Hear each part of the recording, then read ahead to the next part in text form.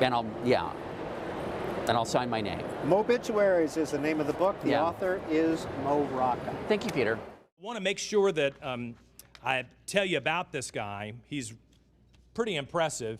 He's controversial. And when I heard he was controversial, I'm like, well, everybody's controversial in politics these days. This is a guy I need to tune into. He's on the liberal list of the 3 most annoying people in conservative politics. So if you're ranked number 3, you got some work to do to get up to number 1. Maybe we'll help you achieve that tonight. Dr. James Corsi is currently the founder and CEO of CorsiNation.com, another website to mark down so you can visit when you get home.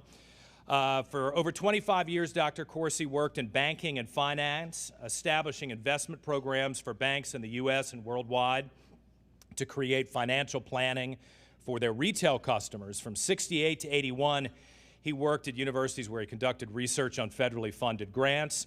Since 2004, Dr. Corsi has published over 20 books, 7 of which were New York Times bestsellers, including 2 #1 New York Times bestsellers.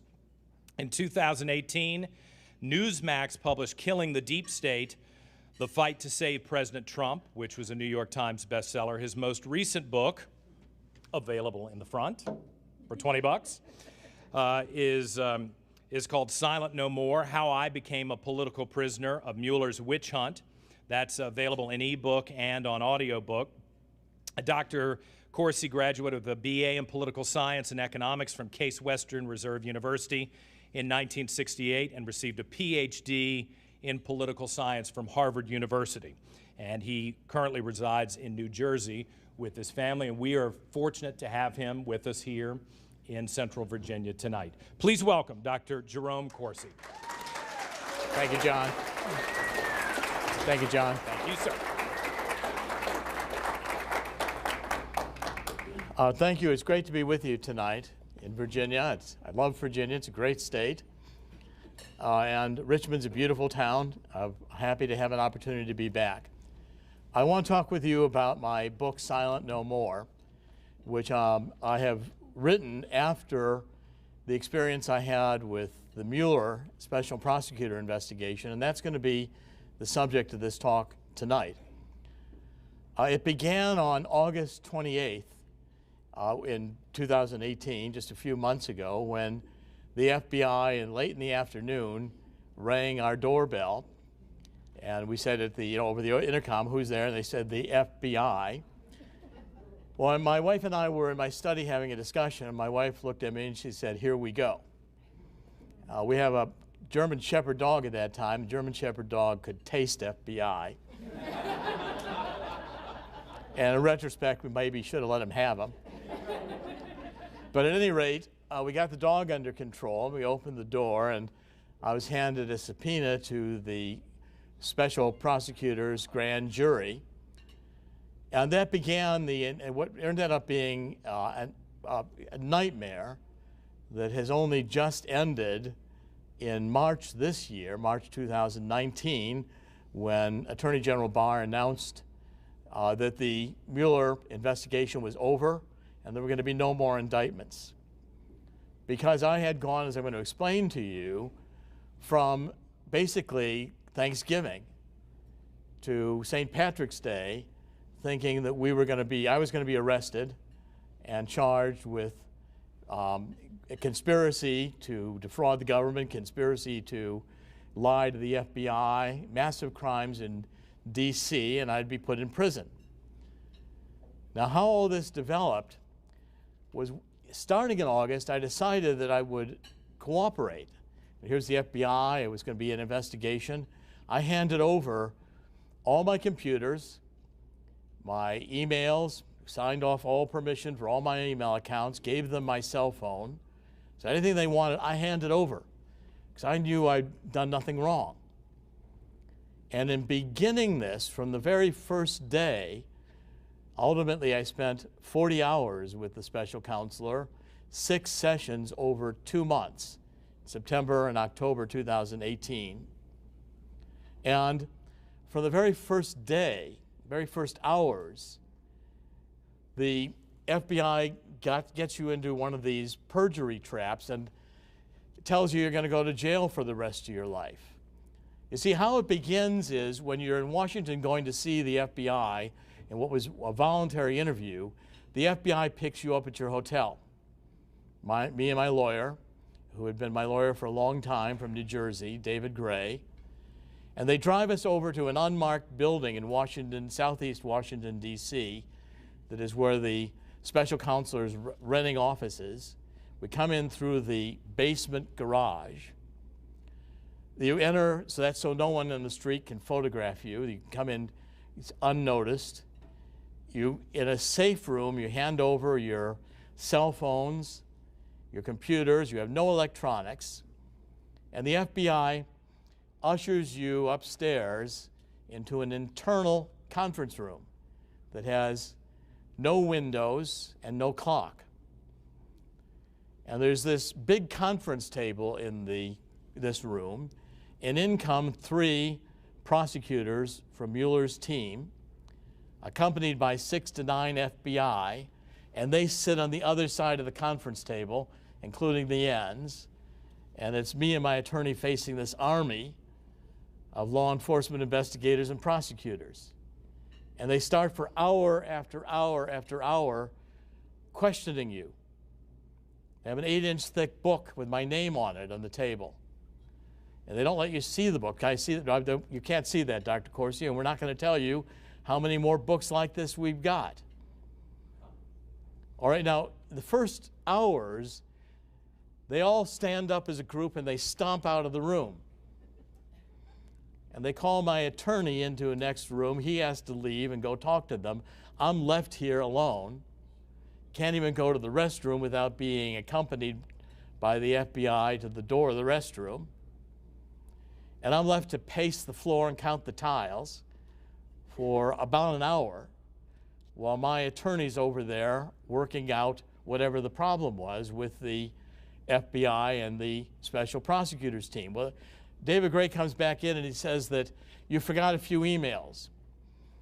You see, when I handed over my computer, because I had this time machine application on an Apple computer and an external hard drive, I didn't download the 2016 emails onto my laptop, so I wanted to hand over the laptop in the condition it was the last day I used it. Otherwise, I thought they'd accuse me of trying to destroy evidence. And I had forgotten an email that Roger Stone sent me saying, somebody needs to go to see Julian Assange in London. And I forwarded that in July 2016 to Ted Malloch, who's a good friend, a professor in London. Now, I never thought Malloch would go to see Assange. Malloch didn't go to see Assange, and I had forgotten about the email. So I told the FBI and the prosecutors I really didn't want anybody to go, including me, to go see Julian Assange. Well, there was another email. My boss at the time, Joseph Farah at WorldNet Daily, had said, why doesn't somebody, and we're all investigative reporters, somebody needs to go to see Assange, because it would not be a crime. Well, I said, okay, send me an airplane ticket and I'll go to London and see Assange. Well, Farah never gave me a ticket. The truth was I didn't want to see Assange because I figured I've been following Assange for 12 years, watching what he did, and I didn't think he was going to tell me anything different than what he had told other reporters. He wasn't going to say, oh, Jerry, let me show you what I have next and what I'm going to drop to hurt Hillary Clinton's campaign. That wasn't going to happen. And I figured the first time I did show up to see Assange, I was going to be on the radar screen of a dozen intelligence agencies all around the world. I didn't see any point to this. At any rate, the FBI was absolutely convinced that I had a connection with Assange because in July and August 2016, my wife and I, it was our 25th wedding anniversary, and we took a trip to Italy with the family, and I had time and I thought about it, and I realized that Assange had Podesta's emails and that he was going to drop them in October. It was an October surprise. He was going to drop them drip by drip, day by day, till the election. And these emails were going to be very damaging. See, I also studied Podesta for about 10 years. I used to go to meetings Podesta chaired in Washington and just sit as a reporter or as the audience, not letting anybody know I was even there. I mean, when I was in banking, some of my bosses used to say I'd like to sit in these meetings and count people's eyelashes. Well, that's true. That's part of my job. It's what I had been doing since I was a kid. And I knew, even the FBI said, well, he even knows what was in these emails, the content, that Hillary Clinton was sick and that Podesta was going to be discussing covering it up or how it could be prevented. I knew some of the issues of the anti-Catholic nature of what was going on in Hillary's campaign. I knew the Clinton Foundation problems. And when I figured it out in Italy, I told Roger Stone and I told a bunch of other people by emails and phone calls, because I was absolutely certain I was right. I mean, I had seen that in July 22nd, 2016, Assange dropped 40,000 emails on Debbie Wasserman Schultz while the Republicans were watching and the Democrats were headed to their convention in Philadelphia. And Debbie Wasserman Schultz resigned that Sunday before the gavel went down because the Democrats traveling to Philadelphia could not manage the news cycle. And I watched Assange. He had 40,000 emails. He dumped them in 2 drops. Assange is brilliant at using the news cycle. Nobody needs to coach him. And I figured that if he had Podesta's, because see, the Democrats announced in June 2016 that Podesta's emails had been breached in March 2016. When I looked at the emails that Assange dropped on Debbie Wasserman Schultz, they didn't contain Podesta's emails. And I just said, the light bulb went on. I said, Assange is talking about what he's got, and that's Podesta's emails. It could only be Podesta's emails, and I knew how damaging they would be. I said, what Hillary ought to do is just quit, because these emails are going to destroy her. I was thinking of Tom Eagleton in 1972, when McGovern had him with the vice presidential candidate and found out after the convention that Eagleton had shock therapy. You see, I've known Bob Shrum for years. Bob, of course, doesn't like me particularly these days. He was John Kerry's campaign manager, as you might remember. And I co-authored a little book that offended them called the Swift Boat Book. And in Virginia, I want to acknowledge a great hero of that, which was Admiral Hoffman. I wish he was here tonight. And also John O'Neill, who was the Swift Boat veteran, who was my co-author. Well, this was again 72, way before I did that book in 2004. I saw Bob Shrum coming down from M Street, coming down to M Street one morning. He had a newspaper, he was shaking. This was when we were friendly. He said, Corsi, come on over here. I crossed the street. And he said, Bob was all upset. He said, Eagleton had shock therapy. Does that bother you? You're vice presidential candidate for McGovern. I say, yeah, Bob, that bothers me. It's probably going to be a problem. He said, what should we do? I said, well, Bob, why don't you just resign and save everybody the trouble? Because you're going to lose. I said, well, you'll have to hold a special convention. You'll have to get. Well, I was saying the same thing about Hillary, that if the Democrats knew that Assange had Podesta's emails and was going to drop them, Hillary was done. Because I knew what likely the content of those were, but I had never seen a single one of them. Now, the FBI couldn't believe this. So, especially the second half, first half, there were really 2 periods. I went to the grand jury.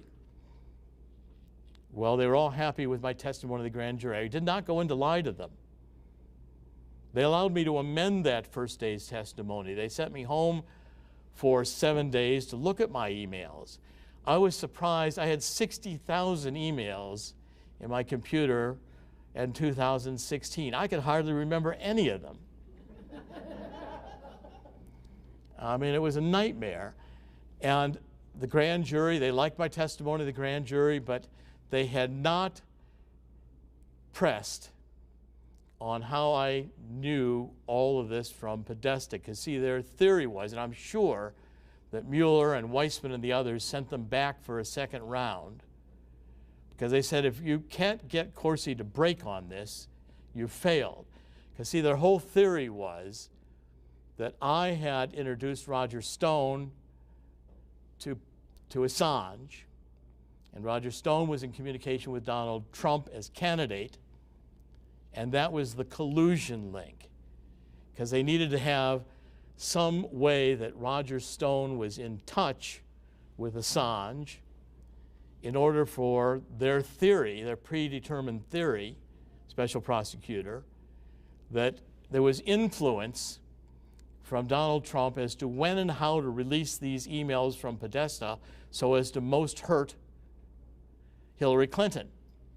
And I was the critical witness they needed. Well, as they pressed me, I told them, I don't have a contact with Assange. We spent 20 hours. The FBI went to see virtually everyone I was in contact with as an investigative reporter. That was a lot of people in 2016 and 17. They interviewed a couple in Texas that had given me information about Libya. And they said the FBI went and see this couple in Texas, a remote town. They separated the husband and wife. They talked to the husband and wife separately, then interviewed them together.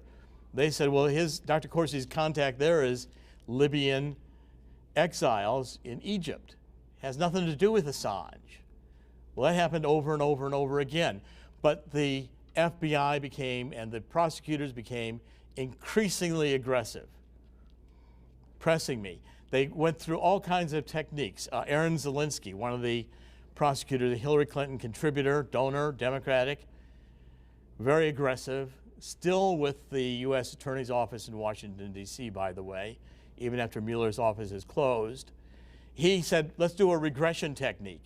Why don't you go back to Italy and imagine you're there and tell us who you were talking to about Assange. What do you see? I said, basically, Mr. Zelinsky, if you continue this, I'm going to tell you I was Alexander the Great in a former lifetime. They asked rapid-fire questions. They would say, tab 32 in this book is an email you wrote 2 years ago that contradicts what you just said. Now we can put you in prison the rest of your life because you lied to us. I said, why don't you show me that email first? I don't remember it. They finally said, well, we want you to tell us whether you really remember or whether you think you remember but you're not sure, you've got an impression, or whether you don't remember. Yeah, but see, they had also first told me, and they started showing me emails. And they said, well, we don't want you reconstructing, we want you really remembering. I said, I'm so confused now, I can't tell you whether I'm really remembering or reconstructing and whether I'm really certain about it or not certain about it. So about an hour after this, Jeannie Rhee, one of the other prosecutors who was a Hillary Clinton attorney for the Clinton Foundation, said, Dr. Corsi, do you actually remember seeing any of these emails before we showed them to you? And I said, no, I don't remember any of them. Okay, so the final comes down to they're going to throw me out. They're so frustrated because I can't give them, if they can't get me to give them this link, then their entire collusion theory falls apart. So now they move into their next strategy. I started giving interviews immediately on the media, and I was pulling up to the door of NBC in New York, Radio City. I was going to go in and do a television interview, and my attorney and my wife called me on the phone, said, don't do it because Zelinsky is just offering you a deal. You'll stay out of prison, but only if you stop doing interviews. So when I looked at the plea deal, they wanted me to plead guilty to the first day's memory mistakes, which I had amended in testimony. And the plea deal did not acknowledge that I'd amended the testimony. I have securities licenses and insurance licenses going back to the 80s. David Gray asked Zelinsky, Dr. Corsi's going to have an obligation. They wanted me to come to a federal judge in Washington and plead that I had committed these crimes. They actually wrote out for me the entire script. And that script, if I had agreed to it, would have also produced their collusion link. They wrote it that way. And they said, we have to come to an attorney. I'll come in here and Monday and do this. We've got it all arranged. You know, David Gray, we've even gotten them to waive, the judge will even waive the fact that you're not licensed to practice in D.C. You'll make an exception. So it won't cost Corsi anything additional. We're going to make this easy for Dr. Corsi to come in and plead that he's a criminal. And the alternative was that they were going to charge me with this conspiracy to obstruct justice in Washington, D.C., where I was assured to get a jury and a judge that would hate me. They said they're going to go after 25 years prison sentence and I'd die in prison. Spend $2 million defending myself, lose the house, and we'd lose. Break up the family.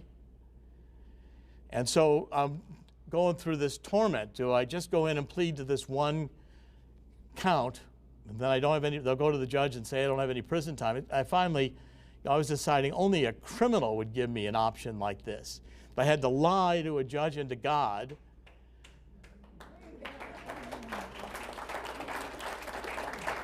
and I had to violate the regulations in the insurance and securities industry. And this was the whole family's involved. My wife, Monica, and I, the whole family is disrupted.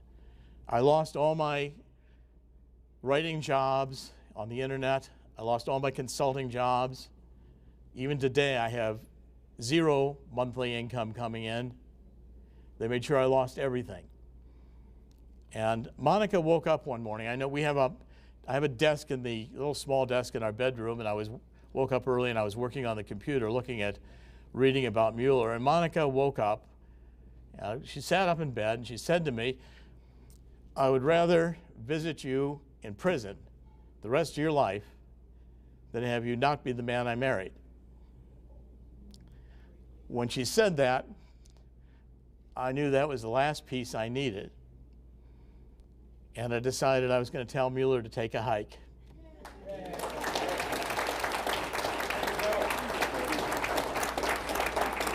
But I want you to know, Monica can't be here today. She has bronchitis. She very much wanted to be here.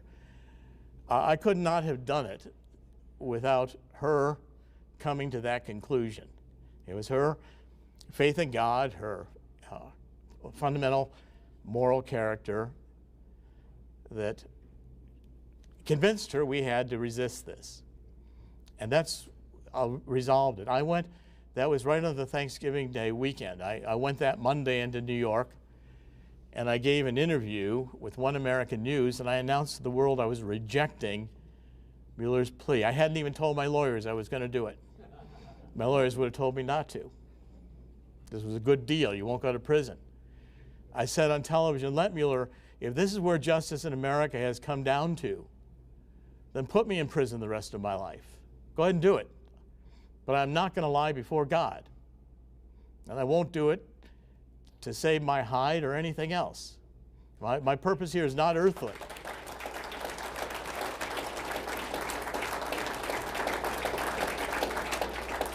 The higher standard we're going to be judged by. And I said, I'm just not doing it. Well, they had ridiculed, before they threw us out, Jeannie Rhee ridiculed my religion. She said, Dr. Corsi, you're asking us to believe that on this trip to Italy, God intervened, and you had a miracle in your mind, and God said, Assange has got Podesta's emails.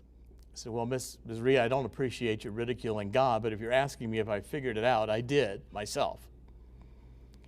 And Zelensky said, Dr. Corsi, your books, you take a fact here and a fact there and another fact here, and you weave them all together, and your books are all full of lies. He said, I've read your books.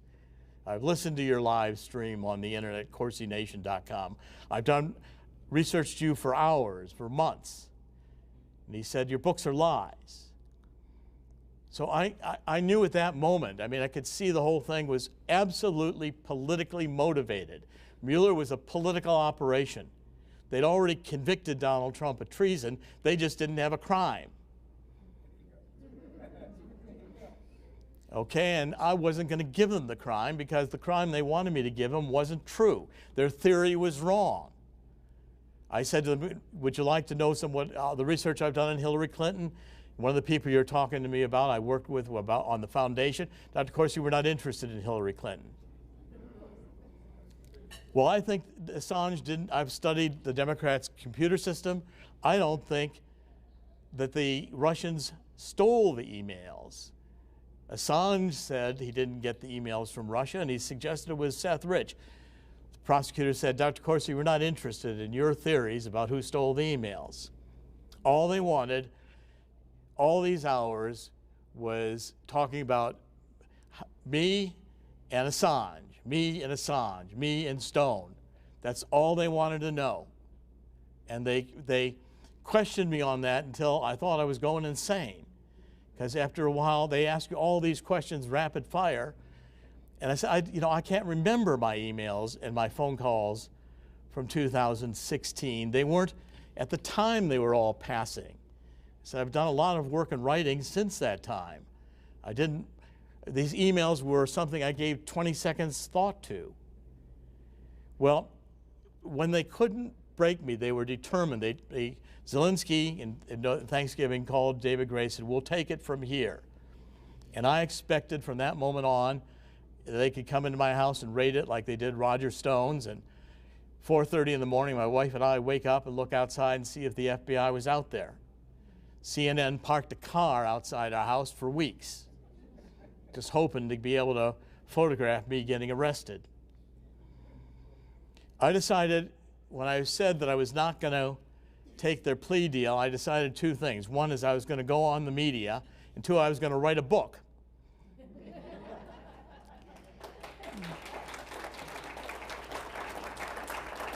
Now, I thought the FBI was pretty good here on profiling. How'd they miss the fact that I wasn't going to lie for them and I'd start writing a book on them, and had been writing it while they were going along? When I went on the media, what I was telling the country is what I'm telling you tonight, and that is that we have an increasingly weaponized justice system.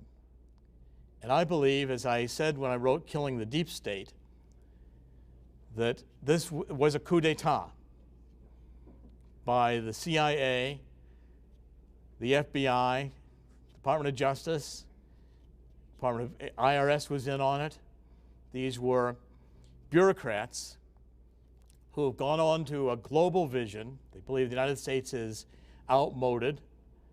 That we're here in Richmond. They probably believe the Civil War, this was a great crime in the United States because we had slavery, not rewarding us as a country because we eliminated slavery at the end of that horrendous war. They believe the United States isn't, they were Hillary Clinton advocates. And they signed into that vision. They were so convinced they were right in their ideologically committed positions that they felt they could violate the law, create this illusion of Russian collusion, and do everything they could to prevent Donald Trump from being president, and if he did happen to get elected, to try to impeach him. And they were dead set to follow this political agenda. I was their roadblock. I said no. And that stopped all the gears stopped working. That was the one. I think I'm the only person who just basically told Mueller to take a hike and went public telling him to take a hike. I was on Hannity, I was in Tucker Carlson's. Tricia Regan did a tremendous job allowing me to be on her show with Monica. Zelensky even called my stepson to the grand jury because Andrew had written me a text message, said this computer, he had erased the hard drive. Well, this was before I was subpoenaed before the August 28th knock on the door. I'd had an old computer on my desk. My wife wanted it for her business. I thought about it for a few days. I said, Andrew, come and take this old computer and let Monica use it. Well, they were convinced that Andrew had obstructed justice with me by destroying evidence. So I told David Gray, wait a minute, I've got a complete backup of that computer. The time machine and an external hard drive, I can recreate that computer in a minute. Tell Zelensky we'll give it to him. Zelensky didn't want it. All they wanted was they thought they were onto something really hot. See, any crime they could get me on, anything I'd done in my life, they looked at everything. every aspect of my life. People are calling me up from all kinds of business relationships, unrelated, saying the FBI's talking to us about you. Well, our taxes are all straight and legitimate. I don't have any offshore bank accounts. I'm not working for any foreign nations. They couldn't find anything in my life that was a crime, thank God. And so they couldn't get me. And it was driving them crazy. Well, in the end, as I was on the media, they ended without bringing any indictment, despite the fact that they'd been threatening it all these months, which means that they were threatening me into pleading that I'd committed a crime when they knew I had not committed the crime, and they knew they couldn't prove in court that I had. That's how completely corrupt they were. I consider that to be, that's not justice in America, any more than it is justice for Bob Mueller to say his job was to exonerate Donald Trump as a prosecutor. That's not the job. These people, I believe, are on a coup d'etat. And I think that I'm hopeful that Attorney General Barr is going to take seriously the investigation of the deep state criminals. We have a list of them already, McCabe and the Strzok and Page, the two lovers. It's clear that they hated Hillary Clinton. Now, I'm not yet convinced it won't be covered up, because they're saying this Russian collusion was massive, and so these people in the Justice Department were just zealous. And they went to use the FISA court, maybe they made some mistakes. But like Hillary Clinton, they didn't intend.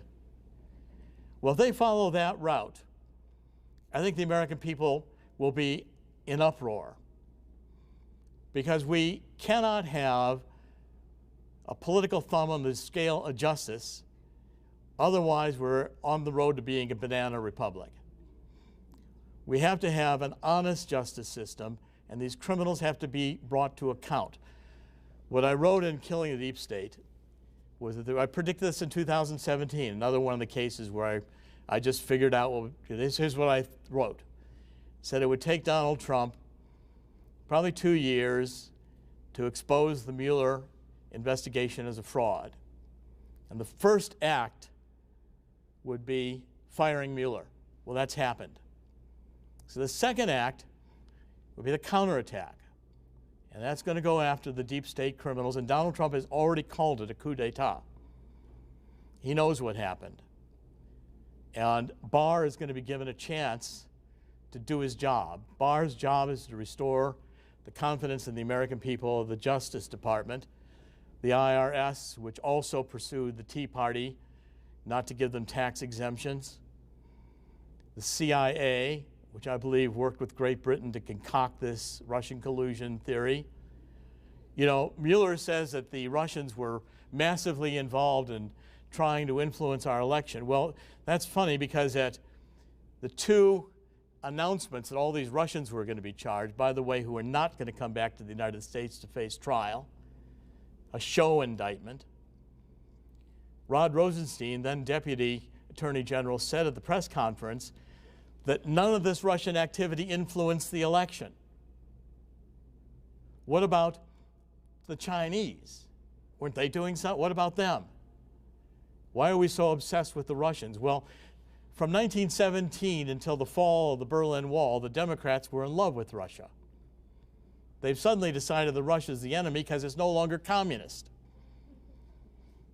And I've also been writing and warning that the Democratic Party is now going open to say it's a socialist party. They're now taking the veil off and trying to make a distinction between that and communism. If we have a party, one of our two parties, that goes in this direction and uses the Justice Department and the CIA the way they were used in 2016, we've already lost the Republic and the Constitution.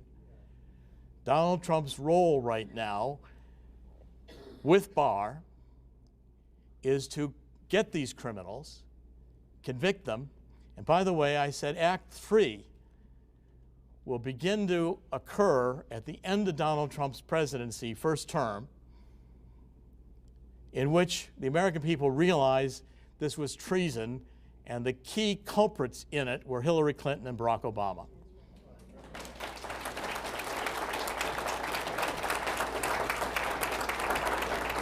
I want to conclude, and we'll take questions. We're at a crossroads in our history.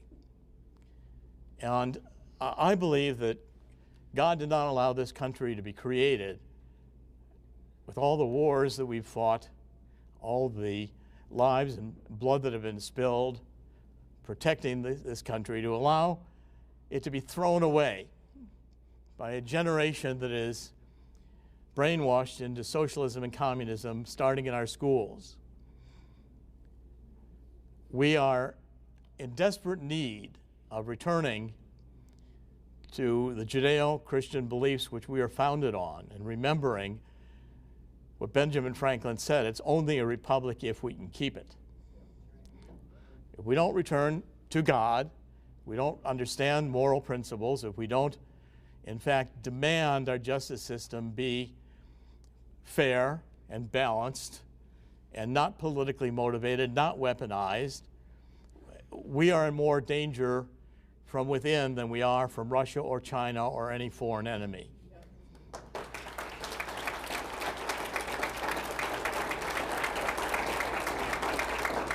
So before we take some questions, I just want to end with this. I wrote this book, Silent No More, when I thought I was going to go to prison. And it's written as these events were going on, so it has all the emotion in it of what I was feeling. And I was concluding it by saying we're in steps of becoming the USSA, United Soviet States of America. And we cannot take this last step. And so if my telling Mueller to take a hike had resulted in my going to prison, I'd have gone gladly, if it had anything to do with waking up America and helping us to save this republic. God bless you all for being here tonight. God bless the United States of America.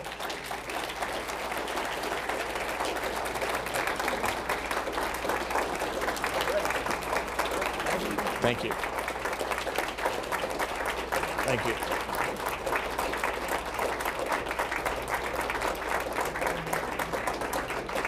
Well, that should give everybody here something to talk about, and the folks who will be watching on C-SPAN when this is rebroadcast, a lot on to Book talk TV, about as Book well. TV. On Book TV. So we would like to make sure you get a chance to ask questions. They've got a boom mic from Book TV, and if you just hold your question until they get up here. I think our first question is going to come at this table. So make sure you speak up so that everybody can hear you in the room, and that the boom mic can hear you too. And if you just say your name, we don't need your biography, but your name, so we know who we're talking to. Or if you don't want to say your name, that's all right, All right. too. I mean, FBI is watching, remember. I always like to know who's asking me something. It usually tempers people. Well, the FBI is watching, so you know. Okay. So I think our first question was come from my table. Do we have somebody in? Yep. Stand up, and if you would, please. Yep. Sure. I wanted to say, just by pure coincidence, my father is reading one of your books, and I told him that you were going to be our speaker at this dinner. He couldn't come. He lives in New Jersey. Maybe you'll see him there someday. He said about your book, the one about the deep state, if half of this is true, we are in so much trouble, I don't even know where we would start to fix all this. And listening to you myself tonight, I'm saying, we are in trouble. Where do you think we have to start? Is there a starting point, or are we just hosed? We start with God.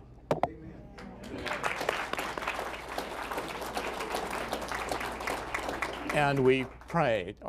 All the people who prayed for me and my family, I think, turned the tide. It was the prayers. And God, we leave it to God and do our part. God will take care of the rest. Secondly, we got to worry about the schools. These schools are socialist, communist indoctrination centers. Let's just close them down.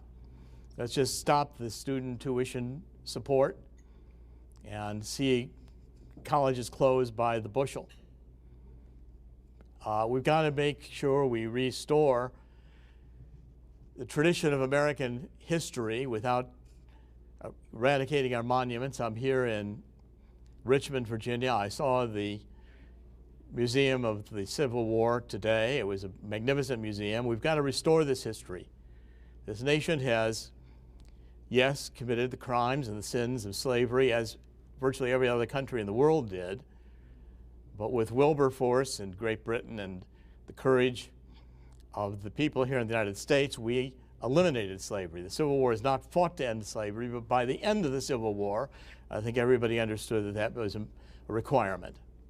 And the Democrats were the one who fought it. You won't see that in any Steven Spielberg movie on Lincoln. But I think that answers your question. I'm very hopeful that if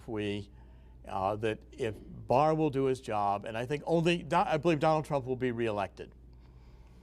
And I think Donald Trump will press this issue if it's kind of like Lincoln finding a general. If Barr won't do the job next, somebody will do the job. Because the job is to enforce the laws of the United States. And laws were broken by these deep state criminals. Want to take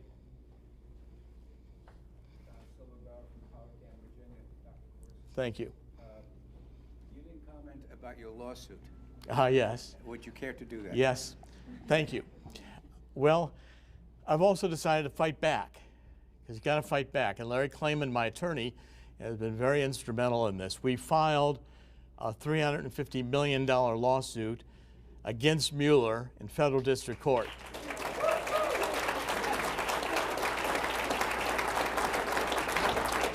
And we're alleging that, one, I was under electronic surveillance illegally from the FISA court. I think I've been under electronic surveillance illegally since 2004 when I co-authored Unfit for Command, Swiftboat book. The FBI sure seemed to have all my phone calls and knew what was in them. Don't know how they got them. All my emails. I'm not sure I gave them anything they didn't already have. And we alleged that there was leaking. They say that Mueller doesn't leak. That's a joke. One of the prosecutors who was questioning me was involved with Pret Bahara. Well, he says he wasn't involved with the case. There's a case, Billy Walters, who's in federal prison, where it was proved at his trial that for 2 years, Pret Bahara had allowed a U.S. agent of the FBI to illegally leak grand jury information to the New York Times and the Washington Post and the Wall Street Journal. Wall Street Journal and the New York Times, those two, those were the two papers. The justice system of the United States, our U.S. attorneys, Weissman, who has a history of this, and I think the cutting the corners, the determination to put me under the pressure, the psychological pressure they put me under to break me, and Rudy Giuliani is right. All I had to do was lie. All I had to do was read the plea deal that the FBI had written out for me in front of a federal judge, become a federal criminal at that moment, and they'd have had their collusion case. The report would have been written differently. Mueller would have been able to conclude collusion. But I held my ground. I was going to tell the truth. I went in to tell the truth. And when you read Silent No More, you'll see I ended up trying to tell the truth. But it's hard to tell the truth to a group of liars. Okay. Since we're over here with the microphone, anyone on this side of the room that wants to? All right. Well, let's move then. I'll take this question back here. Hello, yes. Through very astute observations and a lot of background studies, you've been successful at connecting the dots. I think some of them, a lot of us that have been watching and learning, could have probably predicted that as well. Going forward, I'm curious, what are your predictions on what order these dominoes are going to start to fall? Well, and also I'm seeking, I've lost all the consulting. I'm seeking to work with Washington legal firms and public relations firms to deal with clients who are facing government intervention and oppression or attempts to close them down or lawsuits. I've been around Washington for over 50 years. My father was a labor negotiator for the railroad unions, and I was a truant from school. And what I understand is that the corruption in Washington, which is rampant when people come into Congress poor and they leave Congress with millions, Nancy Pelosi. And the system in Washington is no longer about laws and truth, money, power. But the fact is that, you know, I took my stand not knowing if I fully thought I was going to go to prison. And I was willing to do that. Now, my predictions are that I think Barr is subtly thinking hard about maybe taking the Inspector General Horowitz route out, saying these people were excessively careless in what they did, but they thought they were protecting the country against Russians, so therefore they're not guilty of anything. If that route is taken, American people need to storm D.C. and say enough. It's clear, and we've got a few congressmen who I think are going to be extremely influential on this. Devin Nunes, Jim Jordan. I hesitate just Gates. I hesitate to mention them because Senator Grassley, I think, is a great hero in this. There are many who have been fighting and more who are increasing to fight in order to file criminal charges.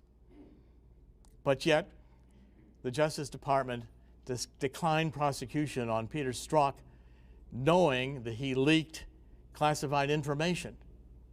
And that disturbs me.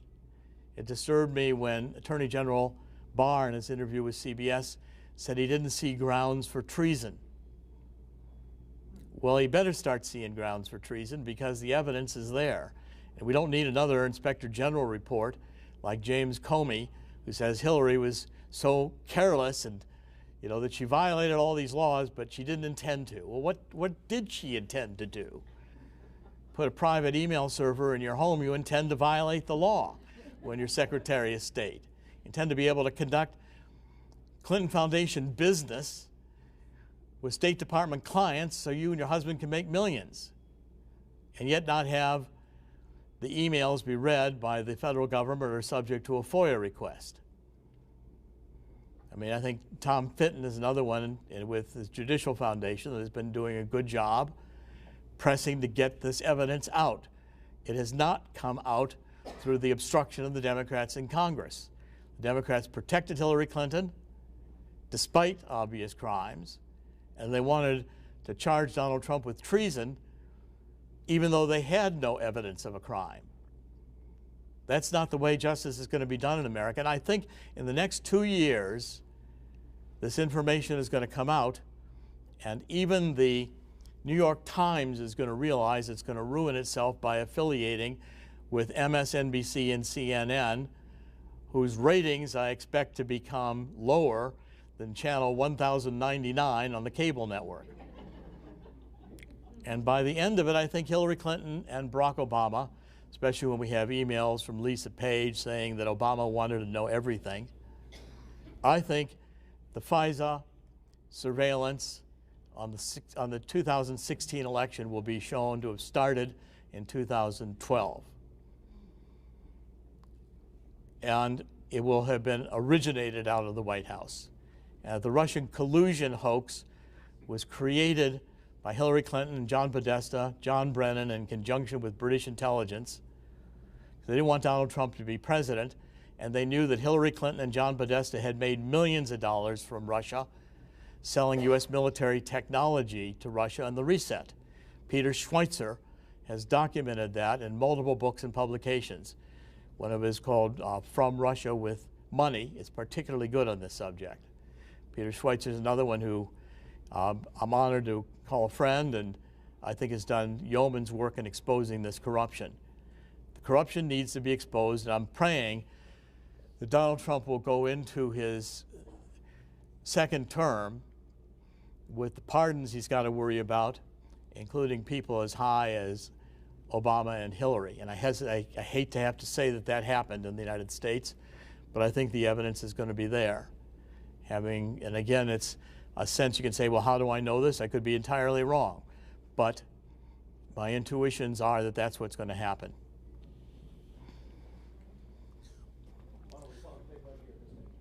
Laura Morris from Spotsylvania, Virginia. Yes. Dr. Corsi, my big concern in politics is recognizing this enormous interest that the younger generation has. They find socialism so appealing. And I think as a Republican Party, we need to really talk about why socialism is so detrimental to our republic. Do you foresee a book in the future addressing this? I've thought about it.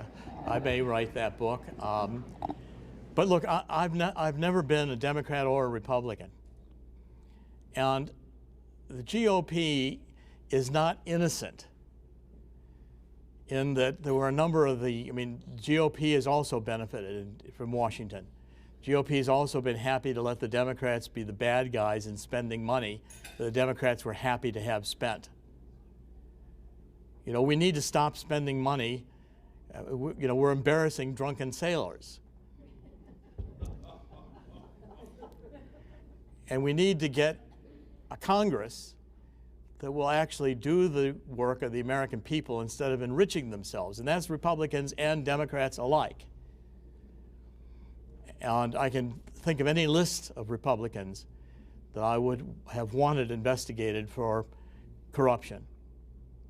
And it's a shame to have to say that. But I think it's become rampant in D.C. because we've become the tyrannical bureaucracy that our founding fathers tried to prevent. Bureaucracy is not defined in the Constitution. Why do we have all these millions of people working for the federal government? You know, I think we would spend the money better taking it to the states.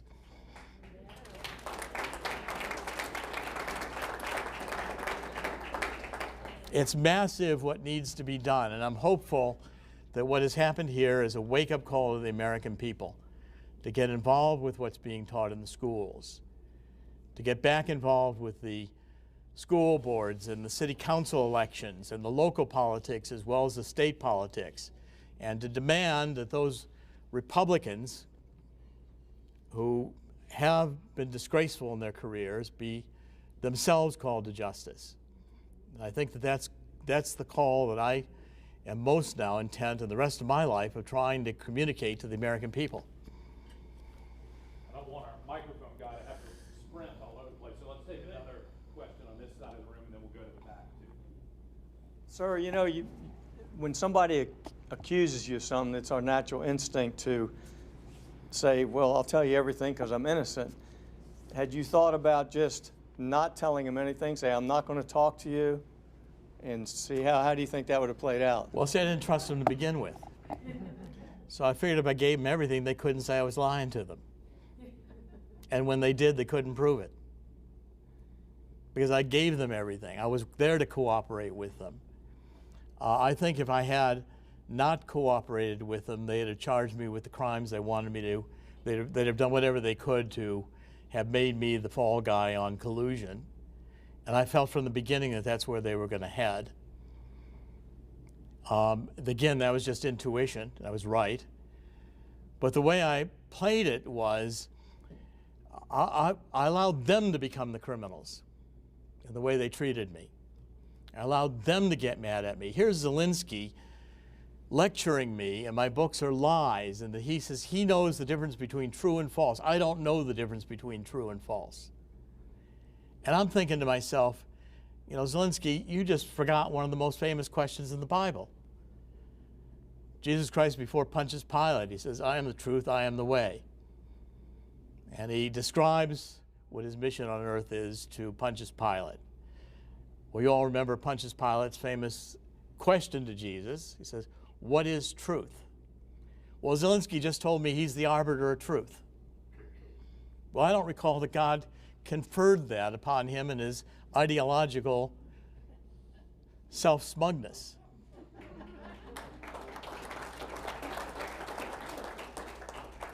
In the back of the room. Yes, sir. I think we're all familiar with the atmosphere in journalism, entertainment, education. What I would like to know is, where did this all start? Where is its beginning to indoctrinate these different entities? Thank you. Well, I think we began to lose our way when every one of these professions, politics, journalism, began to worry about money and not about doing the job they were committed to do. It's very rare for a politician to say that they're going to make a decision. John Kennedy's book, Profiles in Courage, was all premised on examining politicians who made decisions that were potentially career-ending, but yet made them because of their moral conviction that was the right thing to do. Now, that was a pretty important book, and he could write it in 1960, publish it when he's running for president. I don't see any similar book on the horizon from a presidential candidate. The journalism today has become nothing more than Pravda. It's all motivated by narratives, storylines. And I think the American people have seen through it. The MSNBC, CNN have been lying to their constituencies and their followers for 2 years. When they're disappointed because Mueller comes out and says no collusion and allows Barr to make the decision, and he says no obstruction, their viewers have to feel completely defrauded for having believed what CNN and MSNBC were telling them.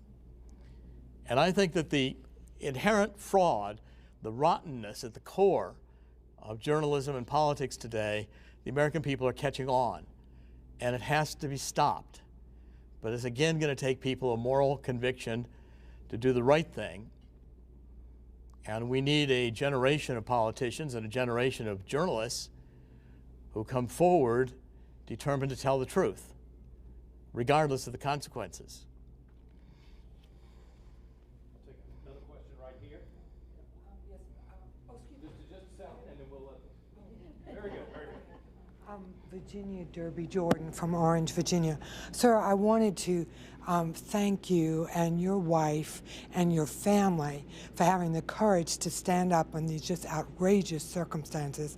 We are so grateful because we know that you were the guy with the thumb in the dike, and we are so grateful for that. And we thank the Lord for being with you to do it.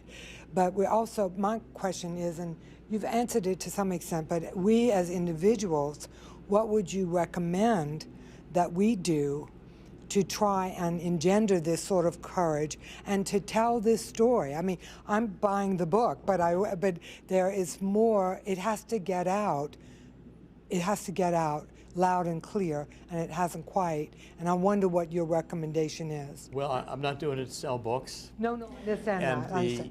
I wrote the book because I couldn't do but otherwise. Every one of the books I've written have come on me powerfully, and I can't do anything but write them.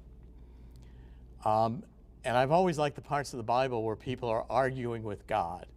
Job, and there's many passages. I've always said, in the middle of this, said to God, couldn't you have picked somebody else?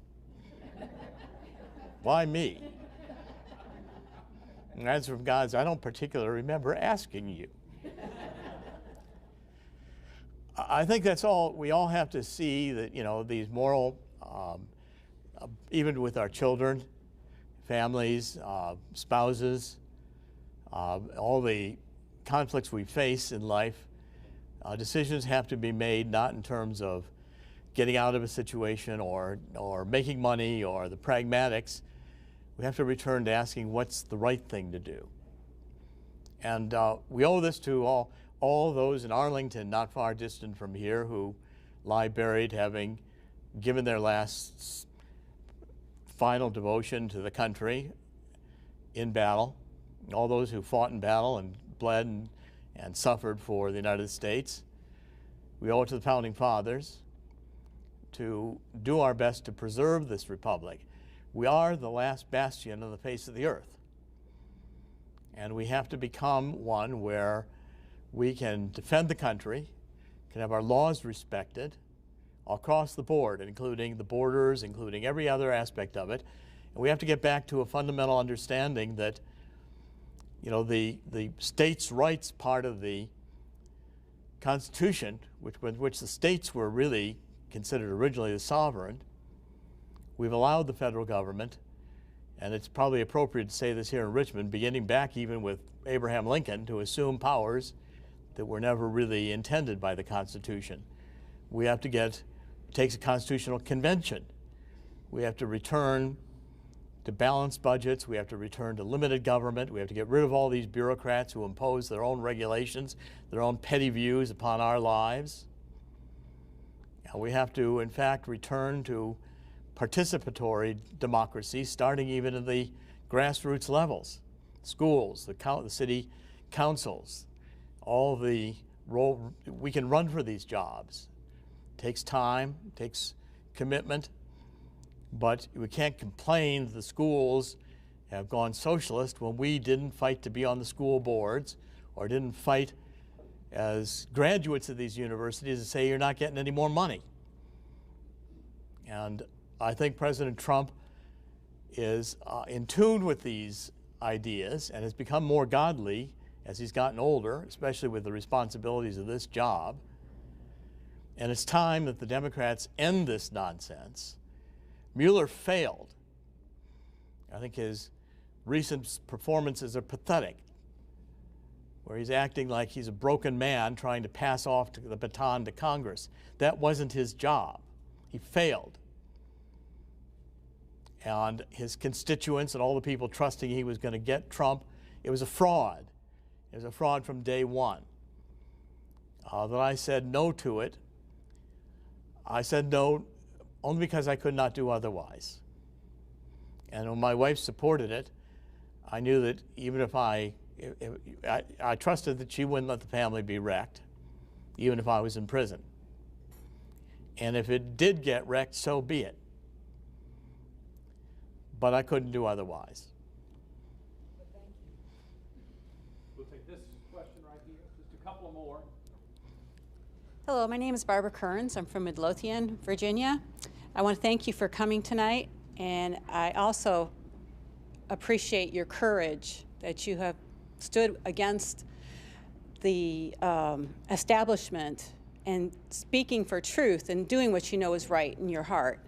Now, I want to go back to what you said earlier about praying for our nation. And I just want to remind people that Franklin Graham did request that people take tomorrow, the 2nd of June, to pray for this president, President Trump, who's been under a tremendous amount of pressure and all the false accusations, and to pray that he would remain strong and be able to continue to guide our country. And so I ask that you all would do that. Now, one more comment I want to make, and that is about our schools. You said that, you know, if we run for school board, and that it's important that the younger generation is taught morals and to do the right thing. My concern is that when parents take their kids out of the public schools to homeschool them, well, I'm all for people deciding where they send their children. But consider this, if you take all the Christians out of the public schools, what do we have left? And who's going to influence those people? I mean, my daughter went to a public school, and she was like the only conservative in her history class. But I taught her and trained her so that she could stand up against the pressures of the other people, the liberals, and to speak the truth. And to speak the truth in love to our classmates and to help them to do the right thing. Right. Well, you know, I think fighting back. I've fought back against Mueller. I've filed a lawsuit in federal district court and sued him for $350 million and named him personally. Had him served. personally. If that teacher gives your daughter an F, sue the teacher, sue the school. Courts are a way to fight back. These teachers want to be dictators and authoritarian. Let's start suing them. Start suing the boards. Start suing the trustees. Start suing the entire financial establishment of the universities so that they realize they're going to lose millions of dollars. It's going to be a fight back to get these people into line. Otherwise, they're going to have their political correctness cower people. One of the great things about Donald Trump is he's almost got a badge of courage to be called politically incorrect. And that's refreshing to the American people right now, and it's an example. I'll take my case to the Supreme Court, and we might lose, but it's going to cause a stir, I can guarantee you. I think I saw a hand in the back, so why don't we make sure we get our folks there. Hi, John Mosley. Are you satisfied with what you've seen in terms of appointing John Durham to look into some of these things, considering he's already got a full-time job as the U.S. Attorney for the state of Connecticut? He's got a staff. They've already got a full-time job. Do you think that and then you got statute of limitations that may run out. What do you think needs to happen here from the Trump administration? It's very good to see you. I'm not sure, it's a long story, but I'm not sure Unfit for Command would have gotten published without John Mosley's help. Thank you, John. To answer your question, you know, the entire, I think that John Huber in Utah was a head fake. And I think that Durham's a head fake. Durham is not appointed a grand jury. He's supposed to look over all these things. I've had enough looking over all these things. I want grand juries, I want indictments, because crimes have been committed. It's obvious to the American people crimes have been committed. If these criminals, and you know, you can do the whole list of the ones fired from the FBI and the Department of Justice, Hillary Clinton and the foundation and the email scandal, if all these things are allowed to walk, there will be no justice in America. There'll just be the justice you can pay for, or the justice if you're on the politically right side of the aisle. Well, being on the politically right side of the aisle doesn't work in Nazi Germany. It didn't work in Stalin Russia, because eventually these bureaucrats turn on everybody except themselves, and then they turn on themselves.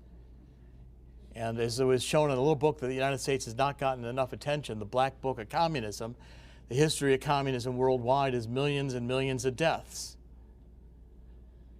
These are lies. Promising everybody everything for free is seduction. Well, it's also a lie to have John Huber, have people have confidence in John Huber, and then to find out that he's done nothing. He never intended to do anything. And Jeff Sessions should be ashamed of himself for pulling that fraud on the American people. I knew Jeff Sessions, and I highly respected him in Congress. I did not respect him as Attorney General. And again, as I've said, I don't know that Barr will do the job, but we'll give him a chance to do the job, and I'm going to watch and see. If he can't, then like Lincoln with McClellan, you fire him and get the next guy.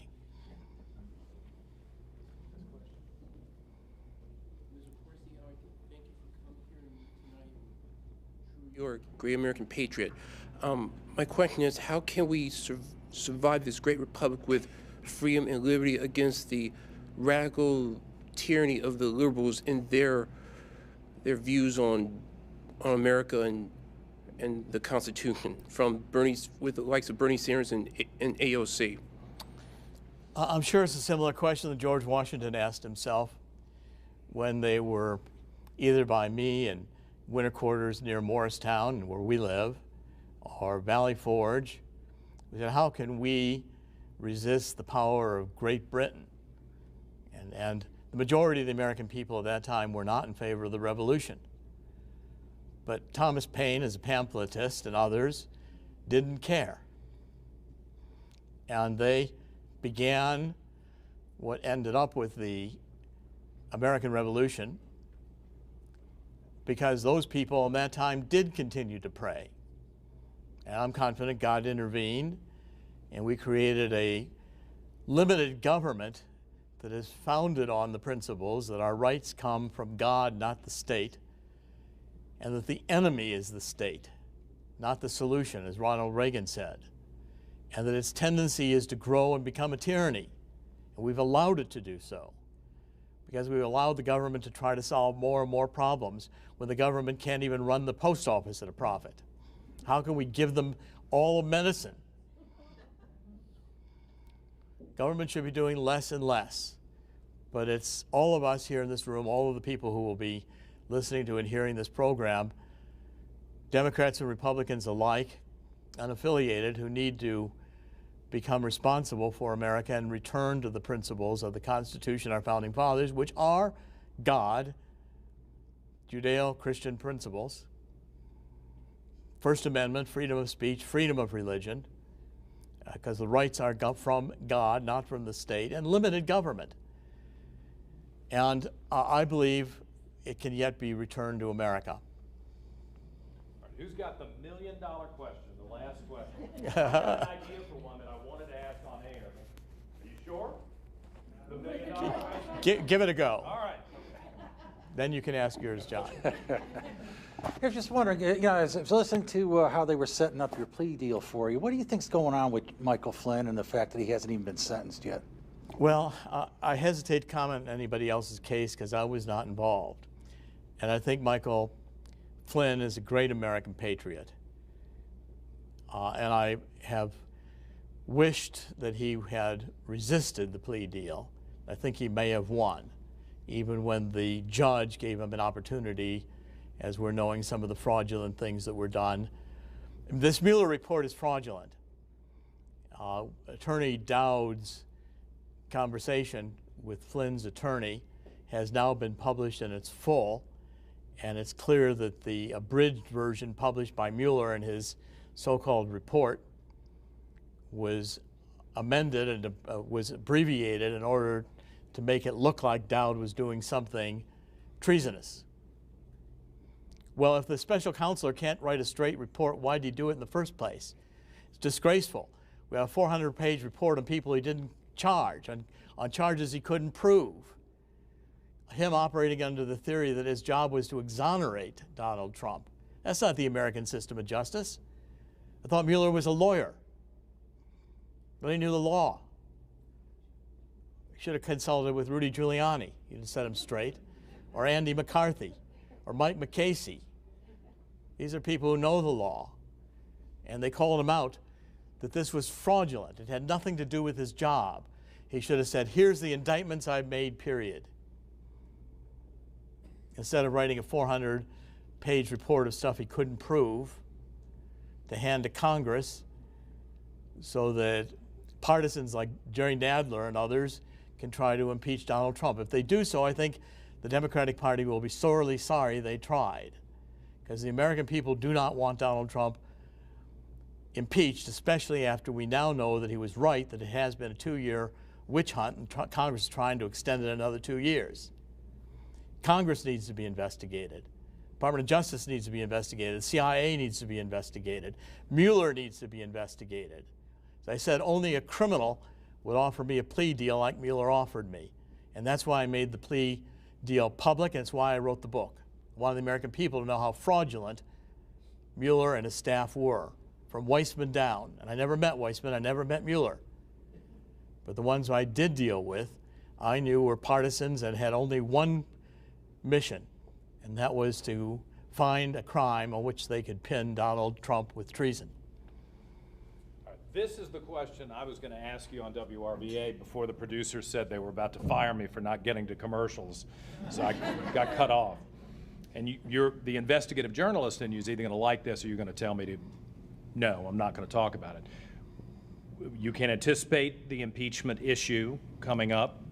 You can anticipate part 2 of the Russian collusion story being a part of the next election. But what's the story that you, since you Swift Boat and all these other stories you've told us, what's the story that is about to blow that is rumbling around out there that you may know about that will be a part of this 2020 campaign?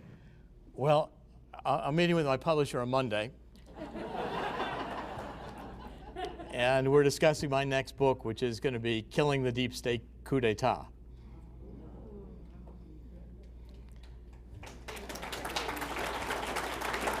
And the subtitle will be The Fight to Re-elect Donald Trump. Now, I'm sure Jerry Nadler is going to love the book. And the FBI will probably be investigating me the rest of my life. That's what my wife thinks. My wife thinks, why don't you just go to Italy? I mean, you know, we all speak Italian and Spanish. My wife is Italian, born in Argentina, and she does wish she could be here. Tonight, I think she would have added to the presentation. I'd have brought her up to say a few words about what she experienced, because it was grueling for her, and it took great courage on her part. I'm very pleased. I think I married the right woman.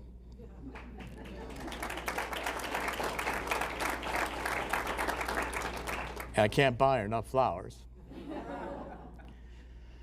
But I think that the exposing of the coup d'etat and the American people realizing that we had people in the Justice Department, the FBI, the intelligence agencies who were willing to break the law because their ideological convictions were so strong that they convinced themselves they were doing the right thing, overturning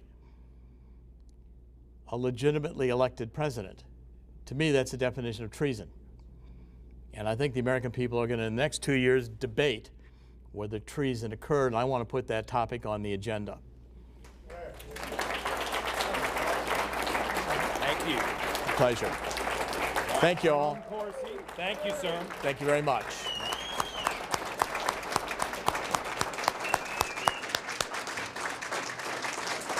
I'll stay and sign books as long as you Very good. So Dr. Corsi will be in the other room signing books. He's happy to see all of you individually. He said he'd stay till midnight if you want to do that. So I just want to thank you for inviting me tonight. I hope I'll see you on the radio Monday morning at 5:30. And thank you so much for inviting us to be a part of your program tonight. And I look forward to many, many years here in Richmond interacting with you, hopefully telling the truth and moving this state in the right direction. Thank you again for having me.